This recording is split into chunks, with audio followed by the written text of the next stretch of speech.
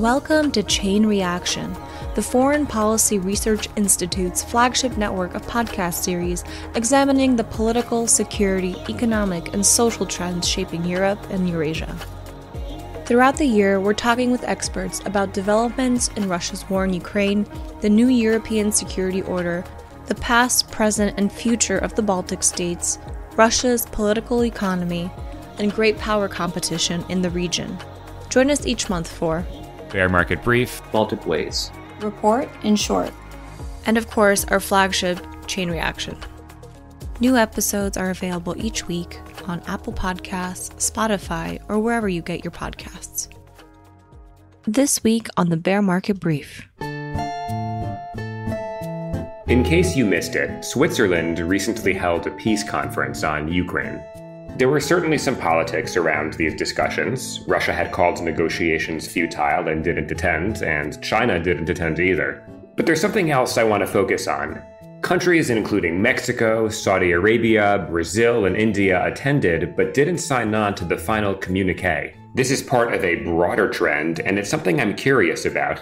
The countries I've mentioned have historically been the victims of imperialism, but in the face of a modern imperialist war, have maintained what seems like a fairly neutral stance. Why is that the case? Welcome back to the Bear Market Brief, a podcast about politics, economics, and the spaces in between in Russia, Ukraine, and beyond. I'm your host, Aaron Schwartzbaum. In this episode, we'll be zooming in on the past and present of Russia's relationships across Latin America, Africa, the Middle East, and Southeast Asia.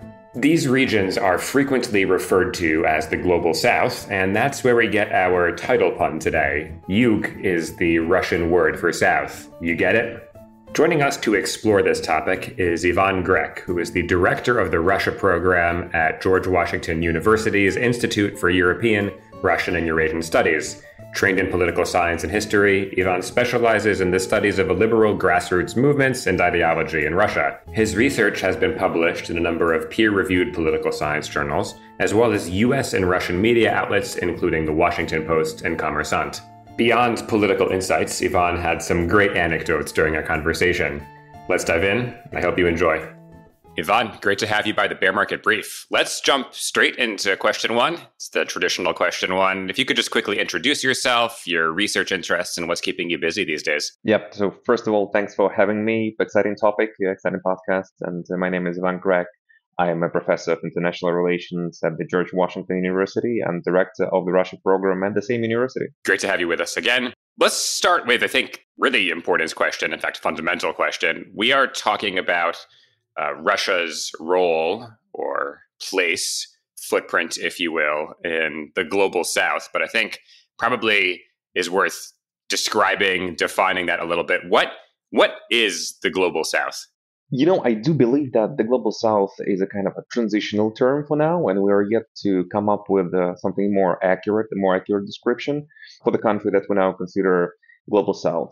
So, sometimes people draw a parallel between the non-aligned movement that emerged in the 60s, as a forum of the countries that were formally, that's an important, word here, non-aligned with neither of the blocs, and wanted to claim agency, having, an institutionalized basis coming together and blah, blah, blah. So the very important thing to understand is that back then, the world was, I would use the word bipolar, okay? So that's probably will be even a bit more accurate, right? But now we're living in a unipolar world. So when we have the countries aligned saying that we want to claim agency, they claim agency specifically from the West, right? So because we live in a Western-driven world now. So, and this is why I think that at the end of the day, we'll probably come up with the determination of the Global South as non-West. In this sense, I'll just, make one of examples. Turkey. Turkey is a member of NATO. Turkey officially aims to join the EU. However, Turkey is a hub for Russia, right? So, that once Russia was banned basically to sell oil, Turkey discovered a lot of oil in its territory, believe me or not, and it's selling it. I wonder where it comes from, right? Once again, this is a NATO member. So at the same time, there are bloody conflicts and the wars going on in the Middle East and in the Caucasus, and Turkey participates in that, attempting to be a part of the EU, right? So institutionally, Turkey is a part of the West. However, it claims its own right to rule how it wants to rule the territories of its former empire. Let's compare that with the non-aligned movement. So emerged in the 60s, basically trying not to be part of the kind of bipolar Cold War dynamic. Was that, in your view, successful? We're going to talk about India a little bit, but I know that a lot of these countries in the global south or in the non-aligned movement were nominally affiliated with one of the two leading powers of the time. So tell me a little bit about that here. Help me break it down. I think that the major success of the non-aligned movement at that time was that the countries were able to bargain their interest into playing between the two powers, right? And this was the major effect, meaning that if we take Abdel Nasser of Egypt, right? So today we're enjoying Soviet investments in Egypt, right? Then when the Soviet Union is kind of floating away, we can switch to Western supports good or whatsoever, right? So this was kind of the interplay. So while now we can see, once again, this important difference is that countries want to fully execute their vision of power and future on the territories that they consider their kind of small hemisphere. Let's put it like that. Yeah, that makes sense. Now, one of the things that some of my listeners happen to know is that I have a bit of an obsession, a collection of Soviet propaganda. It's a little bit of a pastime and hobby of mine. So familiar with this on a pretty intimate level. But how did the Soviet Union, looking back in time, position itself rhetorically, politically, vis-a-vis these countries? What was the messaging? What was the positioning there? So Soviet foreign policy in the global south, or using the terms of that day, the third world, right? It was called this way back then, was quite successful, and it even echoes, and not only for Russia and other post-Soviet countries today. So the Soviet Union aimed at spurring anti-colonial movements in those countries in three ways: mobilizing local socialist actors to fight colonialism, investing in infrastructure, material footprint was just enormous, and providing free education and enormous exchange programs for the people. So it is very important to contextualize that the Western brutal colonialism has not fully ended by the 60s, the 1960s. Let's take Belgian Congo, with its widespread sweet practices of cutting wrists of children for poor harvesting of natural rubber, right? So by 1908, Congo has been private property of King Leopold II. And the Belgian parliament converted it into a Belgian colony, so basically took the power to the state, right, to mitigate insane atrocities conducted by the Europeans there.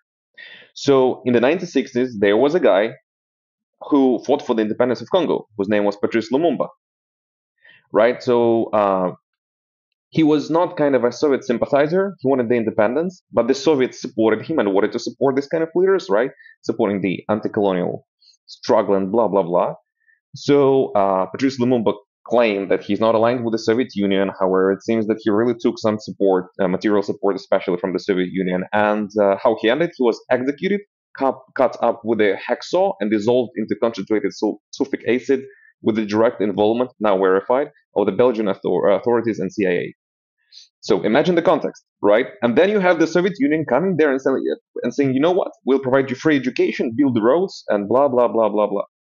Right? I mean, quite impressive, especially considering that those countries did not really care about Gulag, Stalinism whatsoever. Right? There was their everyday life in which those Soviets come and give instead of the Western colonialism, right? That was there.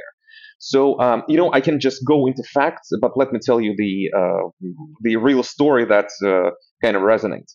So when I was a student in Washington D.C., I rented an apartment, and I just once stopped by a guy who was at the desk there. Told him something. He recognized that I have a Russian name, and he asked me about the Zhigulyovskaya beer.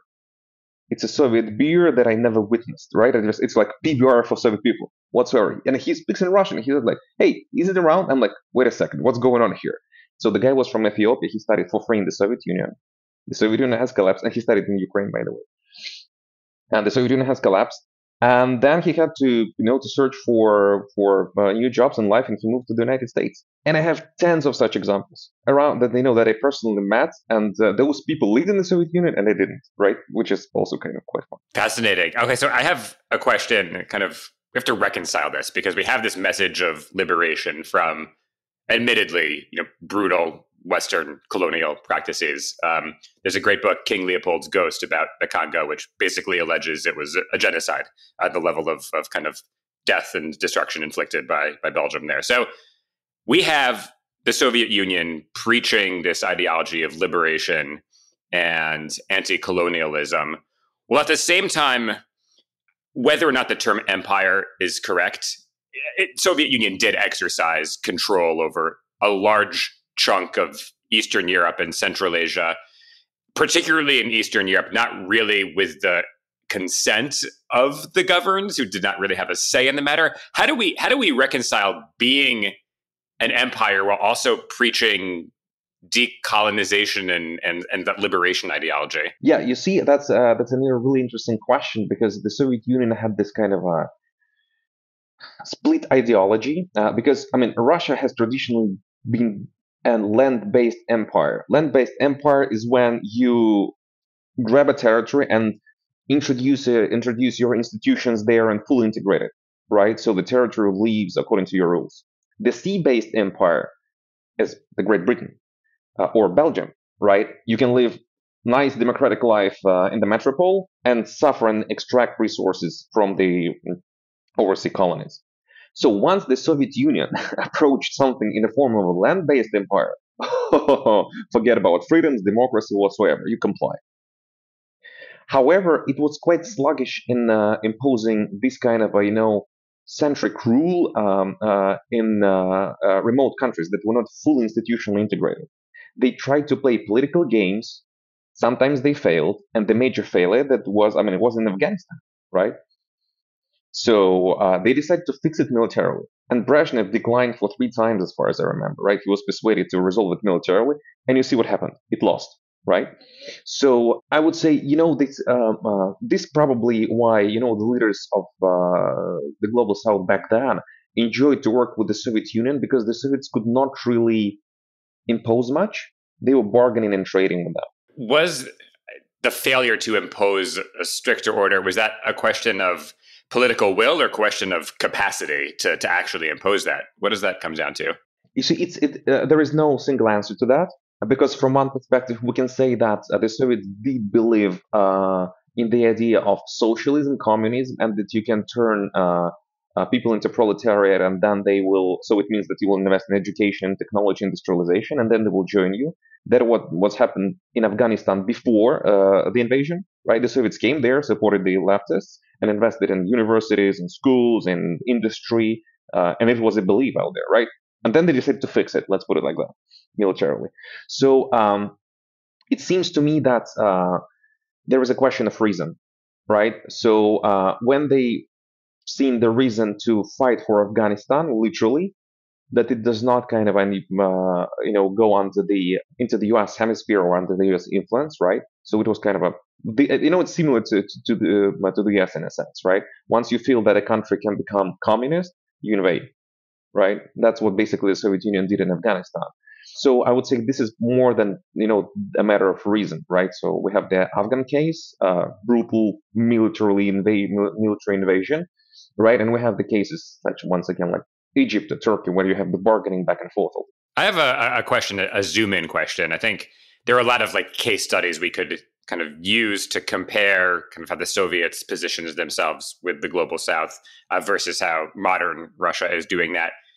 Tell me a little bit about kind of the partnership and the history of the Soviet Union with India, particularly. I think it's a really interesting example, just because now, apparently, questions there, but U.S. and India are getting a lot closer. U.S. was traditionally more close to Pakistan, but tell me about that relationship and how it evolved. I know there was a lot of military cooperation, but yeah, help me understand it a little better. We have the story of this kind of really nice. Once again, I want to start with anecdotes. Do it, please. Anecdotes are great. So how I learned that the Soviet Union was really efficient in India, in soft power and so on. So when I seen elephants with Lenin portraits in India, at the March of the Communist Party, I was like, wow, this thing was quite serious. You see, I would say I would put the Soviet relations with India on the backdrop of Soviet relations with China and Indian relations with China, right? And I shall remind that Soviet Union and China were not friends, right? And there was actually a short war between them, and China went into kind of a Western Hemisphere under Deng Xiaoping, and China was also at war with India, right? And this was kind of and India had really strong leftist movement out there, right, which really facilitated the relations in really numerous number of different instances, from culture exchange, education, military, and so on. But here, what I want to bring in, that it was not all that smooth, and we know that now from the documents, and basically, I think Claude Walton published those documents in his book called Spies, that the Soviet Union used active measures to influence Indian elections, and there were, the times that they were disclosed, and I believe it was the elections of 1967 or 68. I don't remember exactly, but still, right? Which also shows that there was a complicated dynamics between in the relations, and the Soviet Union practiced, they had these imperial practices that, that's not only about friendship, that's about our influence here, right? If we're not if you go not aligned, we'll use special active measures by the KGB to influence your political situation in your country, and influence your domestic stability.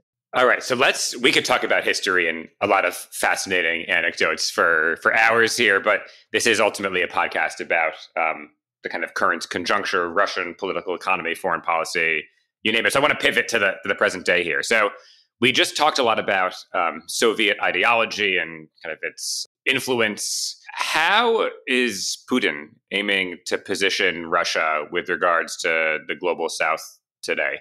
Are we seeing any differences? Well, there's no more colonialism, or at least not institutionally. So, yeah, what changes are we seeing? For a long time, there was the general belief that Russia has no grand strategy in foreign policy. It's tactical, it's small. This was true. But the whole thing is that those small tactical moves of Russia in the global south resulted in quite a coherent and robust network of relations of people in between that now helps Russia to avoid the influence of sanctions, to trade, to go to go ways, and so on.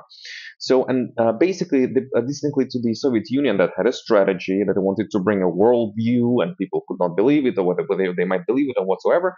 So, the Putin administration implemented really small projects, many small projects that were not aligned between each other in the countries of the global south.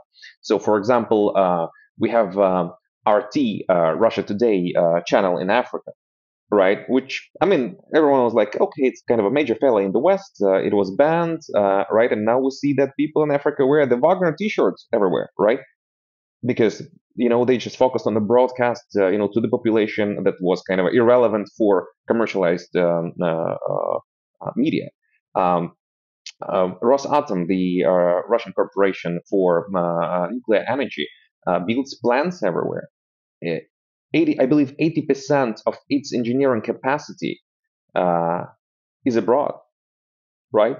So, I mean, this is a gigantic corporation that builds, I believe, 11 or 12 nuclear plants in various countries, including Hungary, by the way, right? And so you understand when you build a nuclear plant, it means that your relations, actually, you as the country that pays for it, is dependent on your contractor for 50 years at least, right? This is a humongous strategic initiative of Russia.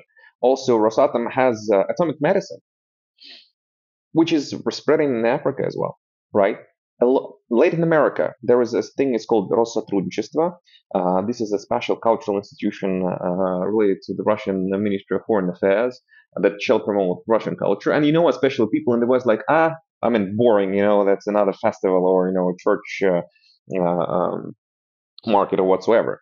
However, we can see that in Latin America, representatives of Russian opposition cannot perform anywhere. They're being banned out of clubs, banned out of universities. We see the Russian actors and singers who opposed the war and left the country being arrested in Thailand and being banned from, the stand-up comedians being banned Middle East, right? That's everywhere.